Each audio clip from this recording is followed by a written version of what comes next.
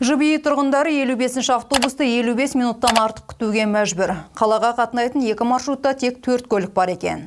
Қыс бойы аялдамада жаурап қажыған жұрттың жанайқайын тілші тыңдап қайтты. Рымкүл Ниязбекова мектепте оқитын қызының денсаулығы үшін алаңдайды. Себебі қала орталығында оқитын бүлдіршіннің мектепке жеткізу үшін нөмір 55-ші автобусты күтіп аялдамада сағаттап тұруға мәжбүр. 55-ті біз 1 сағаттап тосамыз, сағат 12-де 11:30-да үйден шықсақ, біз 1-ден 15 кеткенде школға біз 1-де кіруіміз керек, а біз кешігіп барамыз всегда. 55 болмайды, сосын попутка тоқтатамыз тұрып алып осы арада. Жана қаншама елдің бүкілі попуткамен кетеміз. Ақшаң болса барасың, таксимен, ақшаң жоқ болса бармайсың. Сол мәселе біздікі. 55 жүрмейді, ан жаққа кетеді, 11 бірдемеде кетеді, ар жақтан бері қарай қайтпайды. Адамдар жолдан көлік тоқтатып діттеген жерлеріне жетуге тырысады екен. Рымкүл мұндай жағдай бұрыннан орын алып келе жатқанын айтуда. Түсірілім тобына жұртты тағатсыз күттірген 55-ші автобусты көзбен көру бақыты бұйырды.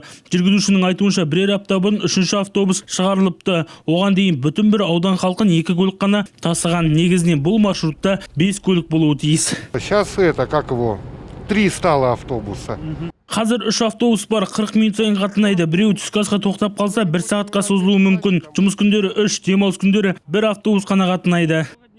Нөмірі 5-ші автопарк басшылары 55-тен басқа да маршруттарда дәл осындай мәселе туындап жатқан жеткізді. 49-ші автобуста да 6 көліктен 4-ке дейін қысқарған. Мәселені жүргізушілердің жетіспеушілігімен түсіндіруде. Жалақы бәрі бар, орташа жалақысын бәрін беріп отырмыз, 170 мыңдай алады қолдарына. Бірақ қазір көтеруге жалақы одан көбірекке мұршамыз жоқ.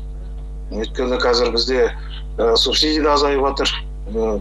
Өзімізге де пандемия үшін пассажиропоток азайып қалды. Сонда доходный часть жоқ, соны көтере алмай отырмыз. Мақсат Әлсеновтің сөзінше, бүгінде жүргізушілерге 170 мың теңге жалақы төлесе де, жұмыс ауыр болғандықтан ешкім қызметке орналасуға құлшынбайды екен. Автобустардың жолға шығу көрсеткіші 96-дан 75%-ға дейін төмендеп кеткен. Аян Алматылы, Шалқар Алтынбеков, Данил Заславский, 5-ші арна.